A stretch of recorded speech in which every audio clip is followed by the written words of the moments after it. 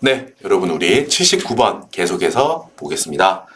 이 문제도 주사업장 총괄 납부와 사업자 단위 과세 제도에 대한 거를 물어보고 있네요. 1번 읽어보시죠. 주사업장 총괄 납부에서 주된 사업장을 어디로 할까라는 거죠. 법인의 본점 또는 개인의 주사무소로 하며 법인의 경우 지점은 안 된다라고 했는데 틀렸어요. 어디가 틀렸는지 밑에 가서 볼게요. 자, 여러분 주된 사업장 쉽게 말해서 어느 세무서 어디서 이거 세금을 한 번에 몰아서 낼 거냐 이 말이죠. 주된 사업장은 자 기본적으로 여러분 법인의 본점 혹은 주사무소. 여러분 법인세법에서 공부한 거 기억나세요? 안 나시겠죠. 다시 한번 말씀드리면 여러분 법인의 경우 본점이라는 표현은 자 영리법인의 메인 베이스 본거지를 본점이라고 불러요. 비영리법인의 메인 베이스 주된 본거지를 우리는 주사무소라고 부르는 거예요. 주사무소라고. 그러니까 느낌상으로는 그냥 본점, 그 메인 베이스, 본거지 거기를 주된 사업장으로 한다라고 보시면 돼요. 개인은 여러분 표현이 본점이라고 하지 않고 개인 사업장 같은 경우는 주사무소 비영리 법인의 경우와 같은 표현입니다. 주사무소라는 명칭을 써요. 여기서 하는 게 기본이에요. 됐죠? 그러니까 본점 혹은 주사무소에서 하는 거야. 우리 보통 상식적으로 생각하듯이 본점이 있는 세무서에 다 같이 납부하면 돼요. 자, 근데 여기서 이제 중요한 게 있는 거야. 시험 목적적으로 헷갈리기 쉬운 거. 다만 여러분, 개인은 말고 법인의 경우에는 지점 있죠? 영리법인의 경우에는 지점이라고 표현해요. 그리고 비영리법인은 분사무소, 주사무소, 분사무소. 우리 주된 거 분은 나뉘어져 있다는 뜻이죠. 분사무소, 지점이나 분사무소를 주된 사업장으로 할 수 있다는 거예요. 법인의 경우에만. 아셨죠? 여러분 여기 또 그러니까 개인은 분사무소가 안 된다는 걸 주의하셔야 돼요. 법인의 경우에만 어디? 지점 혹은 분사무소를 우린 주된 사업장 여기서 낼게요. 나올 수 있다는 거야. 마포가 본점이지만 강남 지점이 속하는 강남 세무서에서 그냥 다 납부할게요. 그게 그냥 금융이 편해요. 이렇다는 거야. 오케이. 법인은 그게 돼. 근데 개인은 안 된다는 거야. 분사무소에서 납부하는 게 안 된다는 점. 됐죠? 이게 한 가지 포인트였다. 그러니까 1번이 어디가 틀렸는지 이제 보이죠? 다시 한번 읽어볼게요. 총괄 납부는 총괄 납부에서 주된 사업장은 법인의 경우 영리법인이라면 본점, 비영리법인이라면 주사무소를 주된 사업장으로 하고 개인의 같은 경우에는 주사무소를 주된 사업장으로 해요. 오케이, 여기까지 맞아. 근데 법인의 경우 지점은 주된 사업장으로 할 수 없다. 틀렸지. 어떻게 고쳐야 맞죠? 법인의 경우에는 지점을 주된 사업장으로 할 수 있다라고 해야 맞죠. 그죠? 그리고 혹은 또 어떻게 표현하면 맞아요?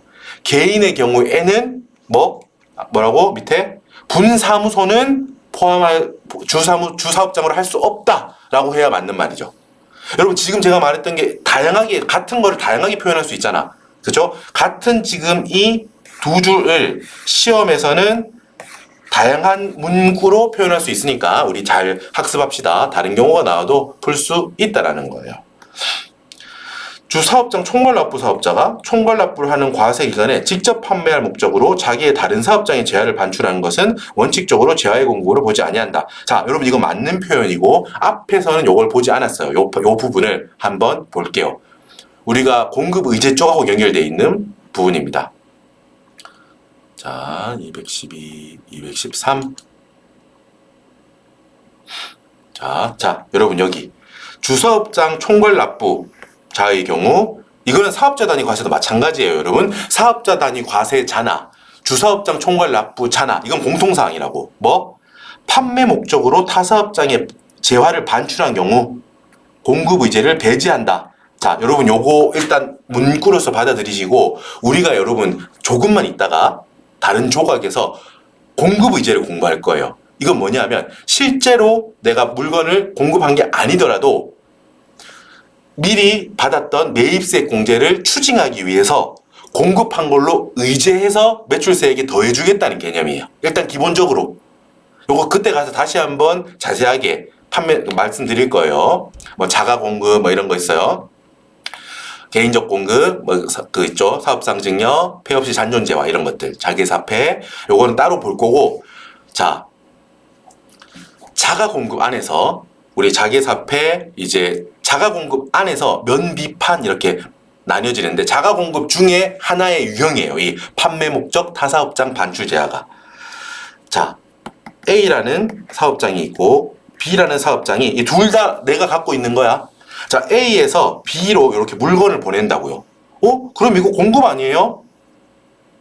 재화가 이동했어요. 자, 근데 이게 판매 목적으로 내가 갖고 있는 다른 사업장, A라는 사업장에서 B라는 타 사업장으로 반출했다는 거야. B에서 이거를 팔 거야, 소비자한테. 이렇게 생각하시면 돼요. 그래서 A에서 B로 가는 경우에 엄밀히 따지면 A 사업장, B 사업장, 다른 사업장이니까 요 이동한 거를 공급으로 보는 게 기본이라고. 그래서 이게 공급 의지에 있는 거예요. 그래, 이거 공급한 걸로 볼 거야. 하는데, 여러분, 이게 번거롭기 때문에, 봐봐. 그럼 A 사업장에서는 이걸 공급으로 보면 매출세액이 잡히고, B 입장에서는 이 공급받은 거를 사왔던 거기 때문에 매입세액으로 공제받을 거라고. 번거롭기만 한 거야. A는 이거를 매출세액으로 같은 금액을 바로 내야 되고, B는 환급 받으려면 조금 기다려야 되니까 신고하고 나서 이게 매입세액 공제가 돼서 환급 된다고요. 요거 다른 거 없이 이것만 생각하면 그냥 시기적으로 자금적으로 부담만 주는 거예요, 이 회사한테. 내가 사업장이 주인이라고 하면 사업장별로 A는 바로 납부하고 B는 예를 들면 보통 30일 있다가 환급되니까 시기적으로 차이만 생길 뿐이지 나라 입장에서도 실익이 하나도 없어. 그죠? 어차피 그냥 받았다가 며칠 있다가 B한테 결과적으로 나가야 되는 거거든, 이게. 그렇기 때문에 번거롭기만 하게 되건 이거에 대해서 자세히는 나중에 또 알아볼 거예요. 자, 기본적으로는 뭐 이렇게 A에서 B로 넘어가는 거를 공급 의지에 해당하기 때문에 요거를 재화의 공급으로 의지하는데, 자, 우리는 여러분 뭐예요, 여러분? 이 A하고 B 요 사업장이 여러 개인 경우, 내가 지금 다 A의 주인이기도 하고 B의 주인이기도 하다는 거지. 그래가지고 A하고 B에 대해서 전부 다 모든 부가가치세법상 납세 의무를 다 내가 한 번에 하겠다 라고 하는 게 사업자 단위 과세고, 자, A하고 B 신고는 각각 하고 납부는 그냥 한 번에 뭉쳐서 할게요 라는 게 하는 게 지금 주사업자 총괄 납부잖아요. 자, 이렇게 이 사업자 단위 과세자나 주사업자 총괄 납부하는 경우에는, 자, 판매 목적 타사업장 반출 제하를 공급 의제로 보지 않겠다 라는 거예요. 왜? 그냥 한 사업자 안에 다 묶어서 하기로 지금 얘는 한 거잖아. 됐죠? 요거에 대해서 자세한 거는 뒤쪽에서 공급 의지의 파트에서 하나하나 다 볼 건데, 지금 여기는 여기가 포인트야. 주사업장 총괄 납부 자는 뭉쳐서 그냥 한 번에 편의를 봐주려고 하는 제도이기 때문에 판매 목적으로 타사업장이 반출한 경우더라도 공급 의제로 보지 않을게, 요것만 지금 납득하시면 돼요. 그 뒤에 사업자 단위 과세 제도도 똑같이 있어요. 자, 여기 봐봐. 마지막에 있죠? 총괄 납부의 경우와 동일하게, 204페이지에요. 총괄 납부의 경우와 동일하게 사업자 단위 과세의 경우에도 우리 공급 의제, 자가 공급 중에서 판매 목적 타사업장 반출 제화를 공급 의제로 보지 않아줄게 라는 거. 둘 다 좀 편의성을 봐주겠다고 하는 거니까요. 이 경우는 공급 의제로 보지 않을게 라는 거. 일단 요 파트에선 여기까지만 이해하시면 돼요. 공급 의지에서 다시 한번 제가 말씀드렸던 거를 환급이 어쩌고요, 실익이 없고요, 이런 거 다시 한번 말씀드릴 거예요. 지금은 총괄 납부나 사업자 단위 과세 공통사항이구나. 첫 번째, 공통사항으로서 어떻구나. 판매 목적 타사업장 반출 제한은 기본적으로 공급으로 의지하는 건데 그 의제를 배제해 줄게. 여기까지 하시면 충분해. 자, 그래서 2번 주사업장 총괄납부 사업자는 요 판매 목적 타사업장 반출하는 거를 재화의 공급으로 보지 않을게. 됐죠? 사업장이 둘 이상의 사업자가 사업자 단위로 해당 사업자의 본점 또는 주사무소, 영리법인인 경우, 비영리법인인 경우 관할 세무서장에 등록을 신청할 수 있다. 맞죠? 우리는 전부 다 모든 의무, 세금계산서 발행하는 거 전부 다 본점에서 할게요. 혹은 주사무소에서 할게요. 이렇게 된다고. 됐죠? 자, 사업장이 하나이나 추가로 사업장을 개설하는 사업자예요. 근데 추가하는 사업장의 사업 개시일로부터 20일까지 주된 사업장의 세무서장에게 신청서를 제출하면 해당 신청일에 속하는 과세기간부터 총괄하여 납부한다 라고 했는데 요거 맞는 표현인데 여러분 요건 조금 세부사항이긴 해요. 내용을 한번 생각해 볼게요. 내가 사업장이 하나인 경우였다가 추가로 뭔가 장사가 잘 돼. 원래 마포점밖에 없었어. 근데 장사가 잘 돼. 그래서 노원점을 추가로 연다고 해봐. 지금 그 상황이에요. 그때 노원점을 추가하잖아요. 그 추가 사업장의 사업 개시일로부터 20일까지 어디에? 여러분 요것도 하나의 핵심이야. 우리 지금 마포가 기존에 있었고 노원을 추가하려고 해. 이때 노원 세무서가 아니고 마포 원래 있던 주된 사업장의 마포 세무서에 이번에 노원점이 추가되는데요. 거기 포함해서 마포 본점에서 같이 납부할게요 라고 신고하라는 거야. 알았죠? 여러분 요거는 조금 구석진되긴 하지만 실제 기출되었기 때문에 변화구도 준비해야 돼요. 여기 어디가 달릴 수 있어? 생각하세요. 마포 본점인 경우고 노원점을 추가할 때 여러분 여기 종된 사업장 노원점의 세무서에 신고하면 된다 하면 틀린 거겠죠. 그죠? 기존에 있던 주된 사업장에 가야 된다고. 마포 세무서에 가서 우리 지금 노원점 추가하는데요. 거기 노원점 것도 같이 납부할게요. 마포점에서. 요렇게 해야 된다고. 오케이 됐습니다. 기간도 사업 개시일로부터 10일, 30일 이러면 안 되겠죠. 20일이라는 거. 노원점 사업 개시일로부터 20일 안에 마포 세무서에 가야 된다 이 말이야. 됐죠? 자 5번 일반론적인 거야. 부가가치세는 원칙적으로 여러분 노원점, 마포점, 강남점 따로 사업장마다 신고 납부하는 게 원칙이에요. 개별적으로. 마포점 따로 노원점 따로 하는 게 원칙이라고 하지만 사업자 단위 과세인 경우에는 뭐라고? 본점 또는 주사무소에서 여러분 그게 이 표현이죠. 본점 또는 주사무소 영리법인 비영리법인 그리고 개인이더라도 개인이 어떻게 돼? 주사무소니까 부가가치세를 총괄하여 신고 납부한다. 이게 되는 거예요. 되셨죠? 신고 납부 다 한다는 거죠. 자 여러분 조금 한 걸음 더 가볼까요? 한 걸음 더 가기 싫으시겠지만 한 걸음 더 가볼게요. 뒷페이지.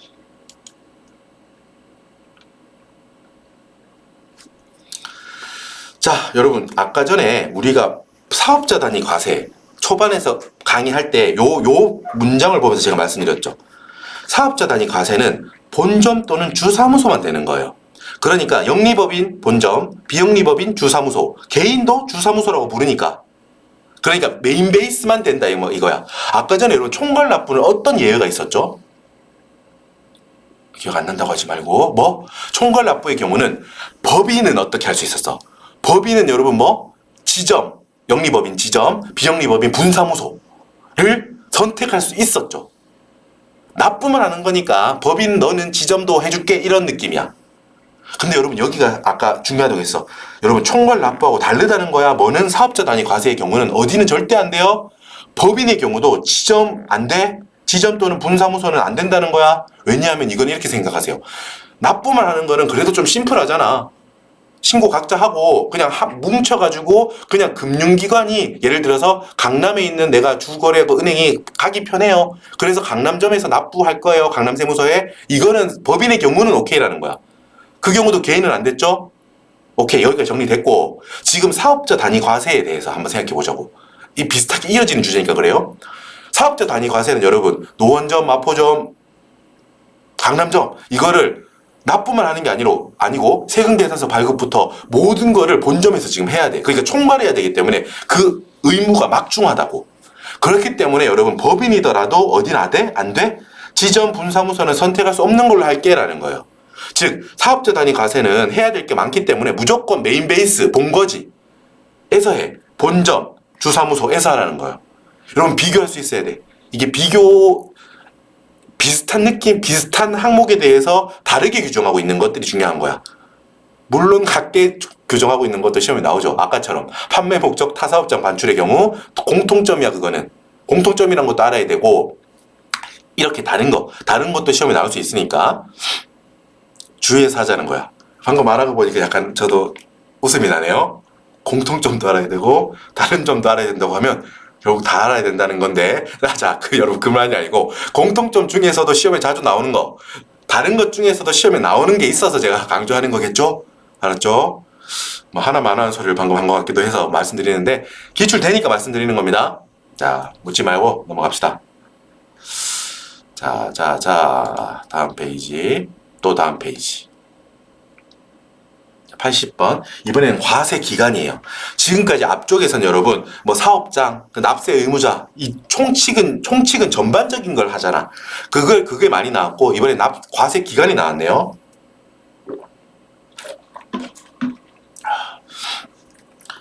과세 기간 볼게요.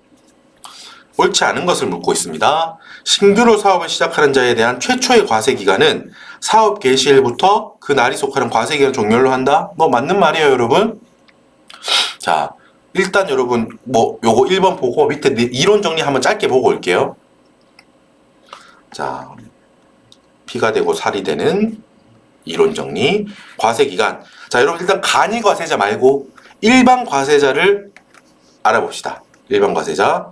일반 과세자는 여러분 1월 1일부터 6월 30일, 상반기를 1기라고 불러요.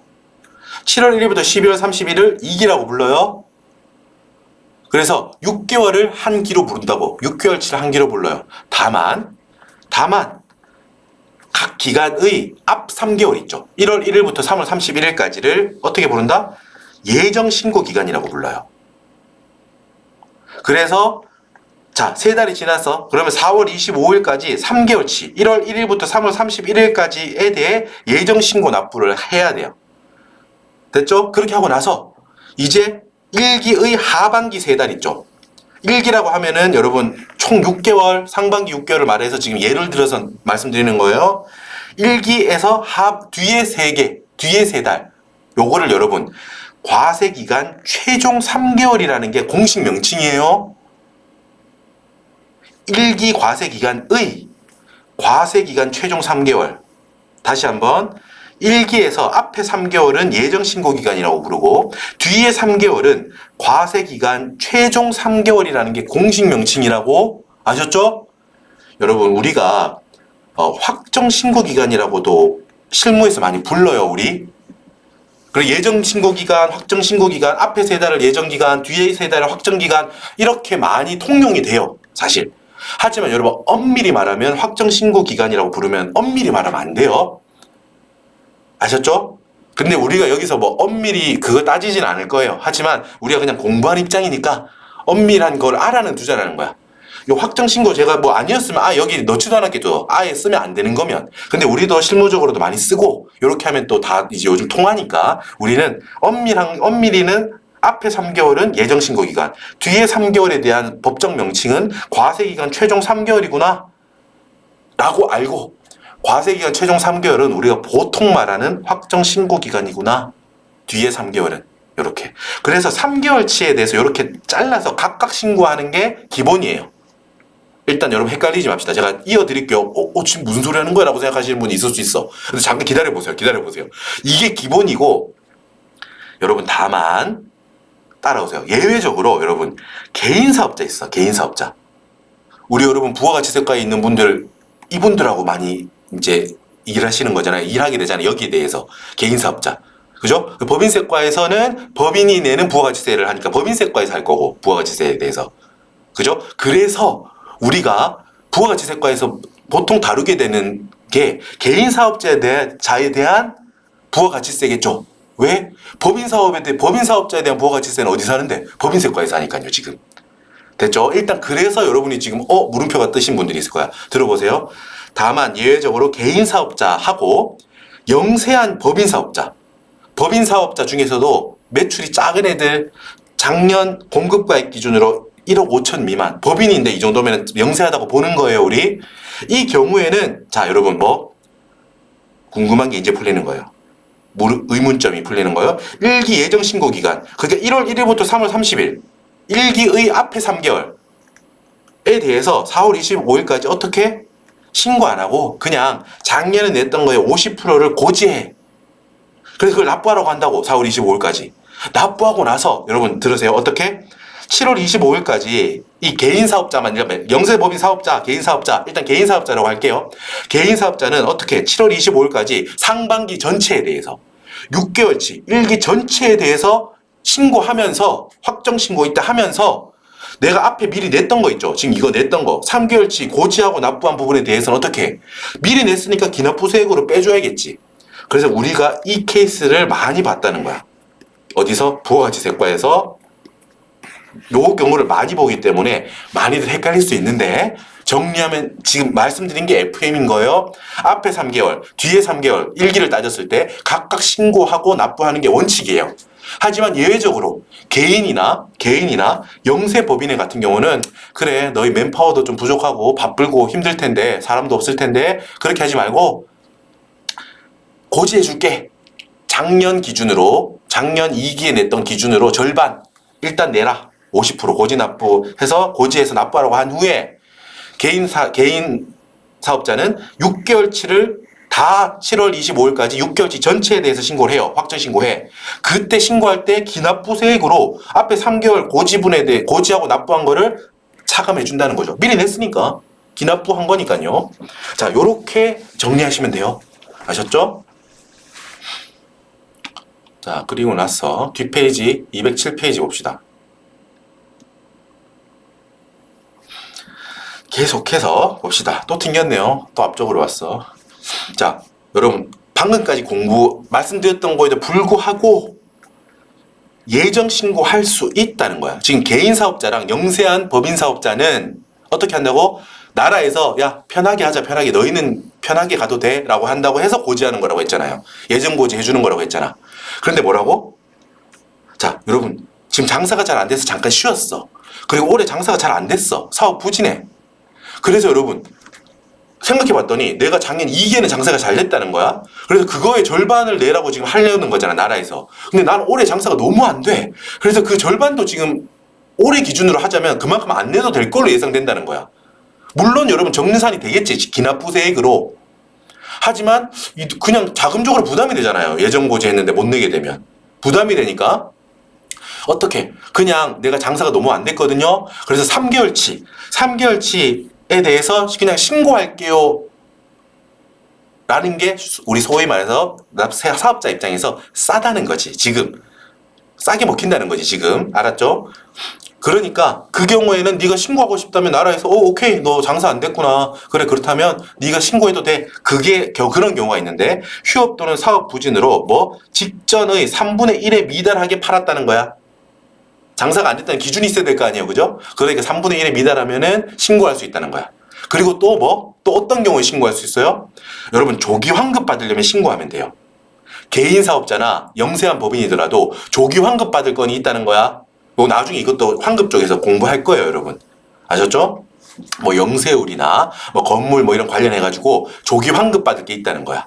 그러면 우리가 그런 거에 대해서 신고하세요. 조기 환급 해드릴게요. 신고하시면 이렇게 했다는 거야. 작년보다 장사가 너무 안 돼. 작년 기준 3분의 1도 안 돼. 신고하세요. 그럼 조금만 내게 해드릴게요. 저 조기 환급 받고 싶어요. 알았어, 신고하세요. 오케이, 됐죠? 이렇게 정리하시면 돼요. 여러분 똑같은 케이스로 지금 하반기까지 다 한 겁니다. 하반기의 경우 똑같은 게 그냥 반복해놨어요. 상반기 하반기 동일하게 매칭이 되겠죠. 대칭으로 한번 읽어보세요. 뭐 안 읽어도 돼요. 상반기가 잘 이해됐으면 안 읽어도 돼요. 방금 공부한 게 일반 과세자의 경우 짧게 정리하면 1기라고만 생각할게요. 2기도 똑같아. 1기라고만 적용하면, 자, 말해보면 어때? 앞에 3개월에 대해서 신고하고 뒤에 3개월에 대해서 또 신고하고 각각 신고하는 게 대원칙이야. 그런데 개인 사업자나 법인 사업자 중에 매출이 1.5억, 1억 5천만 원 미달하는 영세한 법인의 경우에는 특혜를 주는 거예요. 세법이. 편하게 하자.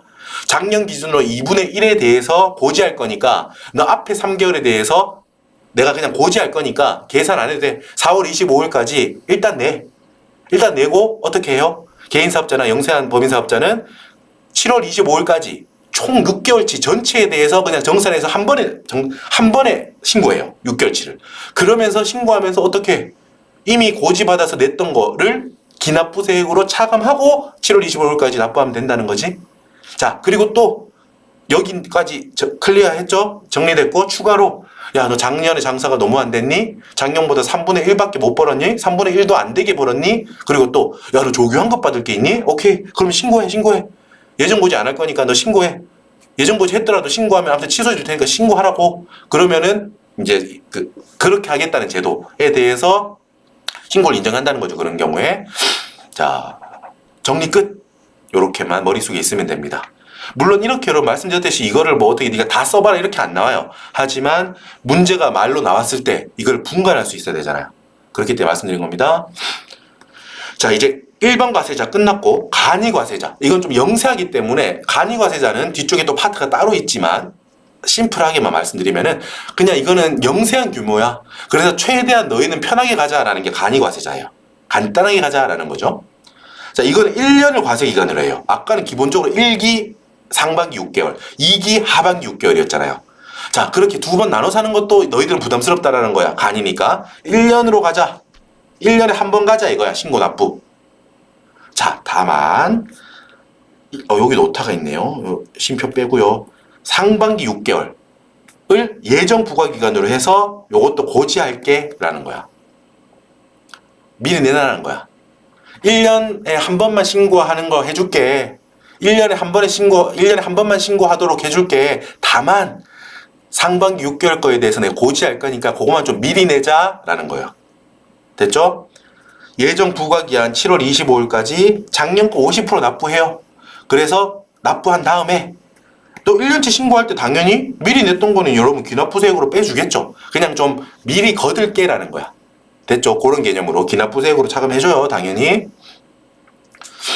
그리고 여러분 뭐 그냥 지나가는 말로 여러분 간이과세자는 기본적으로 환급은 안 돼요. 그죠? 세금을 적게 내거나 안 내는 경우가 생기지. 당연히 간이과세자는 혜택을 주는 거니까. 다만 환급이 나가는 경우가 없어. 근데 다만 유일하게 간이과세자가 환급이 나가는 경우가 이 상반기 기납부세액이 있는 경우 이걸 무조건 차감해줘야 될 거 아니야. 그래서 그 환급 나가는 경우가 간혹 생겨요.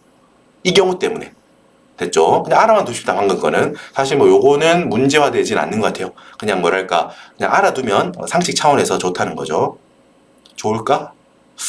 그냥 그 상식이니까 크게 좋지는 않을 것 같네요. 생각해 보니까. 말해 계속해서 자, 여러분 요거 1번 아까 문항에 이제 정리하면서 나오네요. 신규 사업 개시자의 최초 과세 기간은 내가 사업을 개시한 날부터 과세 기간 1기라면 6월 30일, 2기라면 12월 31일이에요. 요 1번이야. 원칙적으로 이따 가서 볼게요. 맞는 말이고.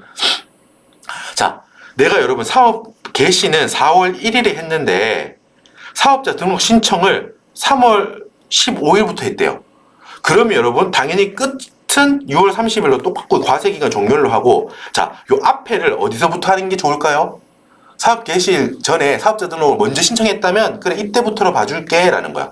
그렇게 해야 여러분 사업자 등록 신청하고 사업 개시 요 사이에 여러분 뭐 사업을 준비하면서 뭐 매입 같은 걸 할 거 아니야. 필요한 거 사고 막 이때 그걸 공제받으려면 일단 기간 안에 들어와야 되거든. 그래서 일찍 사업자 등록 신청을 먼저 했다면 그 기간으로 인정해줄게 개시일을. 이렇게 보는 거예요. 매입세 공제 받아야 되니까요. 그래서 2번 이어질 겁니다. 일단 정리되는 거 같이 보고 볼게요. 또 뒤로 가야 돼. 210 몇 페이지였죠? 저 이런 거 잘 기억을 못 하겠어요. 215에서 갔나? 그런 것 같아. 216인가? 분명히 말했던 216으로 가봅시다. 아니네. 어김없이 아니네요. 자, 맞네. 여기 다음인 것 같아. 요 뒷페이지 또 있나 볼게요. 자, 여러분 폐업을 했어요. 내가 예를 들면 10월 15일에 폐업했어. 그럼 과세기간 개시일은 2기에 걸리겠죠? 7월 1일부터 시작해서 폐업일 10월 15일까지를 하나의 과세기간으로 한다라는 거야. 안 어렵죠? 자, 여러분 과세 유형이 변경되는 경우는 나중에 따로 체크 한번 해봅시다. 일반에서 간이로, 간이에서 일반으로 왔다 갔다 할 수 있거든요. 이제 금액, 매출 금액이 막 흔들릴 거니까, 막 바뀔 거니까 왔다 갈까 할 건데 요거는 나중에 봅시다. 자, 우리 여기 간이 과세를 포기한 경우 요거에 대한 게 지금 문제 나와 있거든요. 그래서 이거는 한번 볼게요. 내가 간이 과세자였다가 여러분 또 어떨 때 포기할 수 있겠어요? 간이과세를 포기할 수 있는 경우가 있어. 자기 스스로. 포기할 수 있는 경우 포기하고 만약 일반 과세로 가는 경우가 있거든요. 요거는 또 면세 포기랑 간이 포기도 따로 이제 좀 깊이 있게 따로 볼 거야. 여기서 거기까지 다 하진 않을 거고 아 그런 게 있구나 정도만 지금 보시면 돼. 아 간이 과세도 포기할 수 있고 면세도 포기할 수 있구나 정도만 일단 합시다. 그 경우에 다음의 기간을 각각 하나의 과세 기간을 한다는 거야. 독립된 기간으로 딱딱 나누겠다는 거야. 간이 과세를 포기했어요. 그러면 기존에 간이 기간이 있을 거 아니야. 그리고 이제 바뀌었어. 일반으로 바뀐 기간이 있을 거 아니야. 이거를 구별 지어주는 거야. 여기까지 너 간이다. 다음 날부터 너 지금부터 일반이야. 이렇게 독립된 기간으로 두 개를 분리해 주겠다는 거야. 자, 그거는 어느 정도 암기를 해야 돼요. 간이 기간 같은 경우는 자 포기 신고하는 날이 있어요. 그 속하는 과세 기간의 개시일부터 만약에 포기를 4월 1일에 했다. 그럼 그 과세 기간 1월 1일부터 개시될 거 아니에요. 일기니까 그때부터 신고일이 속하는 달의 말일 4월 1일이 속하는 달의 마지막 날 언제야? 4월 30일 까지를 하나의 기간으로 하고 그때를 뭐 간이로서의 기간으로 본다는 거야. 1월 1일부터 4월 30일까지를 맞죠? 그러면 여러분 어떻게 돼? 또 이제 이어서 생각할 수 있겠지. 그 일반으로 이제 바뀌었잖아. 언제부터 일반이죠? 방금 본 거랑 이어져요. 간이과세 포기 신고일이 속하는 달 4월 1일의 다음 달 5월이잖아. 5월 1일이랑 이어지죠? 당연한 거 이거. 4월 30일까지 간이었고 다음부터 5월 1일부터는 일반이 되어야 될 거 아니야. 이 말이에요. 하지만 우린 표현을 주의해야지. 포기 신고일 4월 1일에 속하는 달 4월의 다음 달 5월 1일 맞죠? 그날이 속하는 과세기간의 종료일 어때요? 일기 5월 1일에 속하는 과세기간 일기잖아. 일기니까 6월 30일까지로 한다는 거지.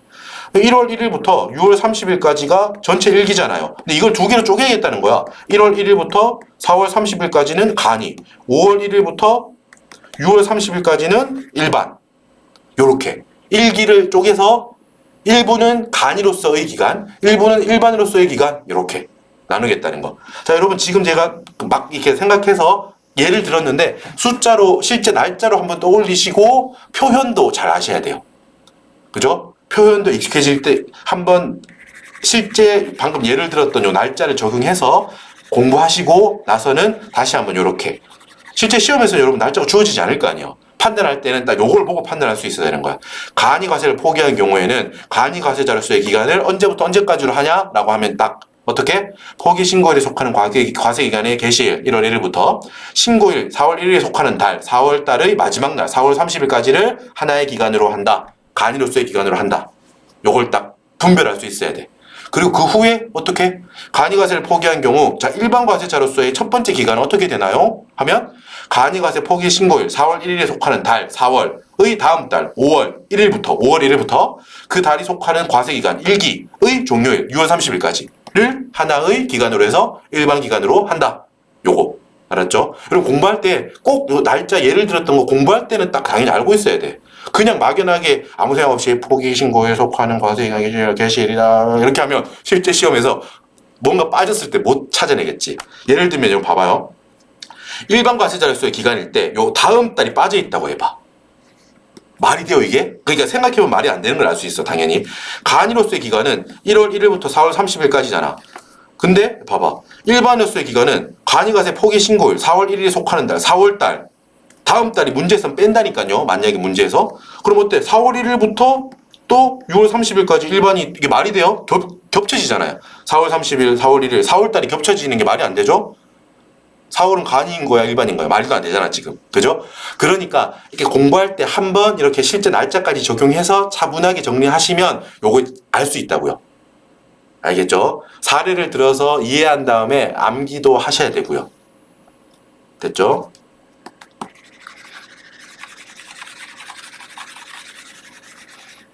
이게 5번이고 자, 다 봐버립시다. 내용 정리. 자, 여러분 법령이 바뀌었어. 뭐 세법이 뭔가 바뀌었대요. 그래서 내가 하던 사업이 원래 면세 사업으로 규정되어 있다가 과세 사업으로 법에서 바꿨대요. 법에서. 내가 여러분 면세 사업을 하다가 업종을 바꿔서 과세 사업자가 된 게 아니고 자, 법이 바뀌었다는 거야. 요 항목에 대해서 내가 팔던 게 있는데 이거를 원래 면세로 보다가 자 이제 더 이상 면세 혜택 없다 과세다라고 바뀌었다는 거야. 법에서 바꿨다는 거야. 자 그 경우에는 뭐 과세 전환일을 사업 개시일로 한다라고 하는 거예요. 면세사업자에서 이제 과세사업자가 됐죠? 법에서 바꿨죠? 내가 이제 면세 포기해서 한 게 아니잖아? 그 경우도 아니고, 내가 다른 사업을 한 것도 아니고, 그죠? 법에서 바꿨다고. 그 경우에는 뭐, 과세 전환일이 있을 거라고요. 그 과세 전환일을 뭐, 과세사업자로서의 사업 개시일로 본다라는 거야. 자, 여기까지 보고 이제 문제를 풀어볼게요.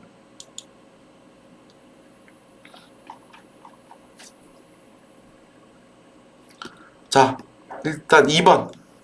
기본적으로는 여러분, 신규 사업자 같은 경우는 뭐 사업 개시일부터 그 달이 속하는 과세기간의 종료일까지로 한다. 사업 개시일이 4월 1일이라면 1기의 과세 종료일 6월 30일까지를 1기로 한다. 맞죠? 근데 아까 뭐라고 했죠?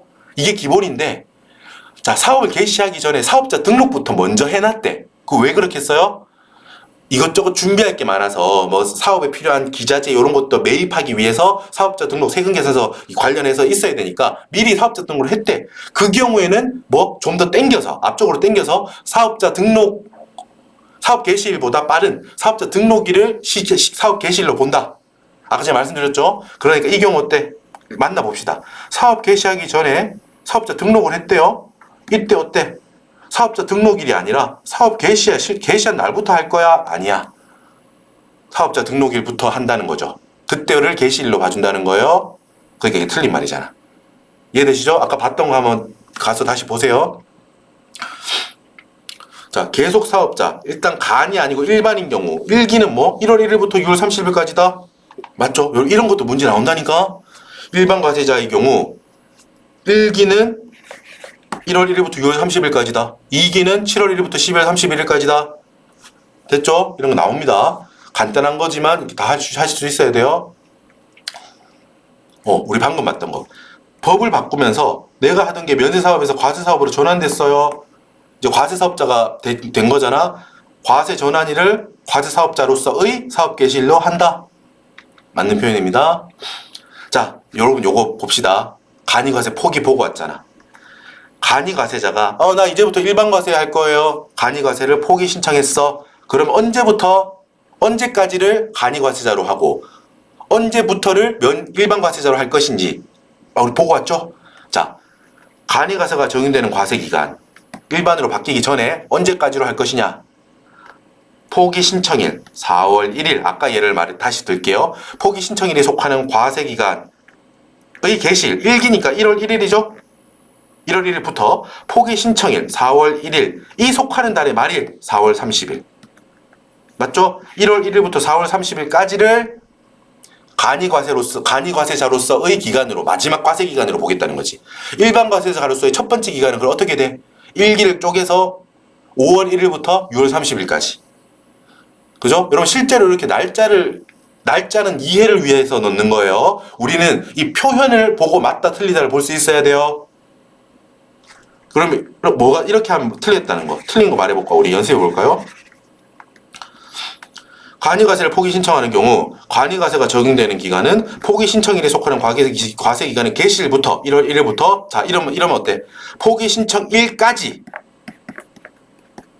포기 신청일 4월 1일이잖아. 포기 신청일까지를 간이과세 기간으로 본다. 그럼 되게 그럴싸하죠? 포기했으니까. 아니면 포기 신청일의 다음 날까지. 그럴싸하죠? 여러분 그럴싸한 게 문제라니까. 내가 모의고사 내면 이렇게 낼 거예요. 뭐 제가 모의고사를 낼 일은 없지만 만약에 문제를 낸다면 치사하게 왜 그러냐 그러지 말고 아셨죠? 연습을 위해서 말씀드리는 거예요. 그럴싸하잖아. 포기 신청일까지다? 땡. 포기 신청일의 다음 날까지다. 4월 2일까지인가? 땡. 아니야. 뭐? 포기 신청일이 속하는 달의 말일 4월 30일까지인 거예요. 이런 식으로 우리는 구별할 수 있어야 됩니다. 아셨죠? 설마 그렇게 나오나요? 충분히 나올 수 있어요. 여러분 모든 어떤 기간에 대해서 이렇게까지 알 수는 없지만 최소한 우리 기출되었던 거에 대해서는 변화부를 준비하자는 거야. 고득점을 위해서. 여러분 우리 솔직히 우리끼리니까 만약에 여러분 뭐 준비하는 입장에서는 전 여기까지 말하지만 이렇게까지 변화하는 게 저는 좀 버겁습니다 한다면 이렇게까지 변화구까지 아니어도 괜찮아요. 변화구까지 준비하지 않아도 됩니다. 직구 그러니까 나왔던 것만 진짜 깊이 있게 할 수 있으면 합격하는 데는 크게 무리 없다고 저는 판단하고 있어요. 아시겠죠? 물론 제가 아까 보장해드렸던 80점, 90점까지 받으려면 변화구를 칠 수 있어야 돼. 변화에 대해서, 기출의 변화에 대해서도 능동적으로 빡빡빡 반응해야 8, 90점이 나와요. 근데 그게 아니고 기출을 공부하지만 그래도 내용을 충분히 이해하고 정오를 발라낼 수 있으면 그래도 60점 이상은 나올 거예요. 알았죠? 수준에 따라, 본인의 수준에 따라 제가 말하는 거를, 강의를 이렇게 분별해서 공부하시면 됩니다. 자, 이제 80번을 받고 81번 82번 마음이 급해서 한 문제를 더 넘어왔네요. 81번. 자, 요거까지 하고 좀 또 쉴게요. 이제 빨리 풀 수 있어. 납세 의무. 옳은 것은 재화를 수입하는 경우 사업자가 아닌 자는 부가가치 납세 의무가 없다. 아니죠? 너무 반갑다. 여러분 뭐였어? 밑에. 여러분 재화의 공급, 용역의 공급은 사업자만 납세 의무자예요. VAT. 근데 뭐 재화를 수입하는 자는 우리도 내봤잖아. 해외 직구할 때 일정 금액 이상 넘어가면 관세 부과되면서 부가세, 우리 부가가치세 낸 적이 있을 수 있다고요. 어때? 우리 사업자입니까? 아니에요. 개인도 낸다고요. 사업자 아닌 개인도 낸다고요. 그러니까 우리 이걸 떠올리시면 된다고요. 수입하는 경우에는 사업자이든 아니든 상관없다는 거야. 됐죠? 수입하는 경우 사업자가 아닌 자는 납세 의무가 없다 그러면 땡, 틀린 거예요. 되게 자주 나온다고요, 이거. 됐어요? 사업자가 부가가치세를 거래 상대방으로부터 징취하지, 받지 못한 경우에, 징수하지 못한 경우에는 납세 의무가 없다. 어디? 내야지. 됐죠? 여러 번 했어요, 이거. 국가는 부가가치 납세 의무가 면제되므로 납세 의무자 범위에 포함되지 않는다. 헷갈리기 쉽다고 했죠? 법인세하고 다르다고요. 법인세하고 우리는 시험을 같이 보기 때문에 머릿속에서 명확하게 해두지 않으면 헷갈리게 돼요. 알았죠? 법인세는 여러분 뭐 법인세 면제돼요. 법인세 과세되지 않는다고. 국가, 지방자치단체, 지방자치단체 조합 다. 어떤 법인세도 안 낸다고. 각 정토미 다 안 낸다고. 근데 부가세는 다르다고요. 부가가치세는 납세 의무가 면제 안 돼요.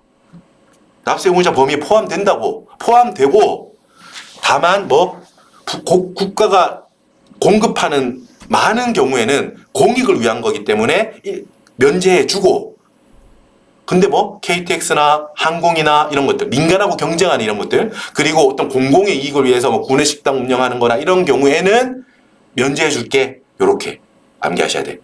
만약에 여러분 기본적으로 국가가 납세 의무자가 아니라면은 여러분 이런 거 따질 필요도 없겠지? 아예 안 낼 건데 뭐 KTX는 뭐 내니 안 내니 이런 걸 왜 공부하겠어요? 그죠? KTX는 낸다는 거예요. 항공사하고 거기에 경쟁사회가 있으니까. 우체국 택배도 낸다는 거야. 다른 택배사하고 형평을 위해서. 됐죠? 이렇게 정리하셔야 돼요. 자, 4번. 중고기계 매매 사업자예요. 면세 사업자로부터 기계장치를 매입해서 다른 사업자에 공급하는 경우 부가가치 납세 의무가 없다. 땡 있어요. 요거 잠깐 볼게요.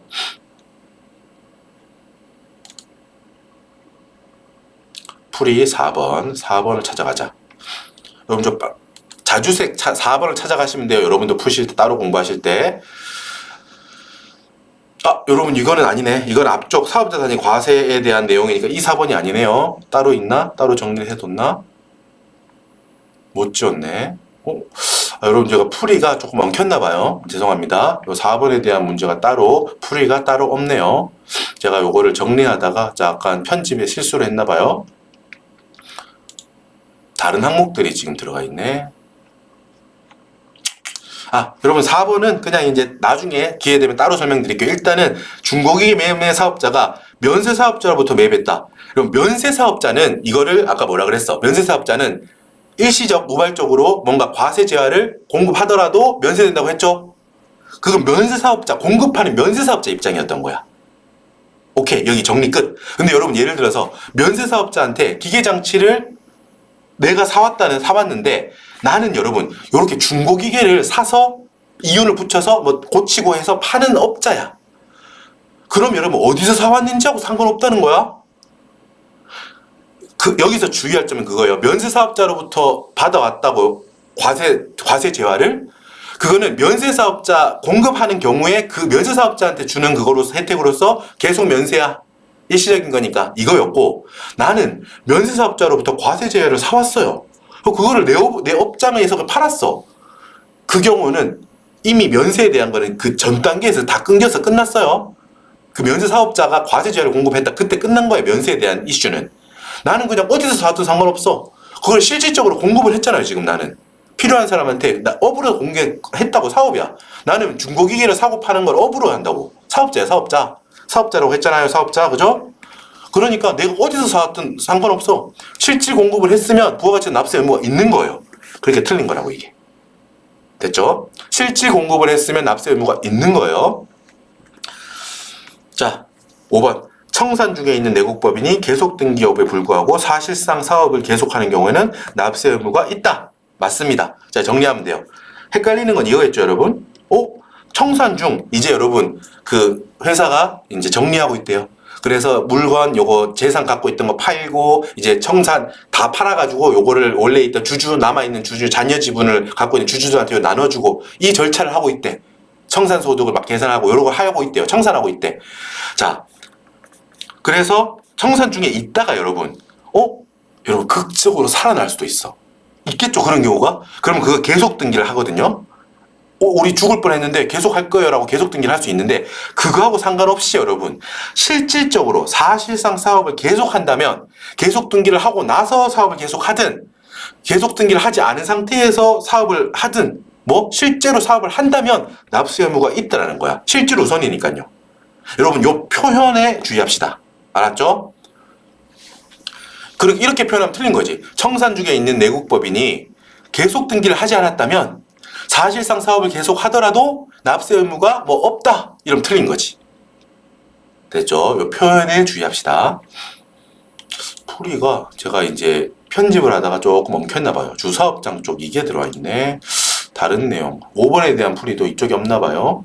다음에 보다가 다른 데만 붙어 있을 거예요. 이러면은 제가 요거 편집은 나중에 새로 해서 정리하도록 하겠습니다. 자, 여러분 수고 많으셨고 잠깐 쉬었다가 82번 사업자 등록 쪽으로 오겠습니다. 수고하셨습니다.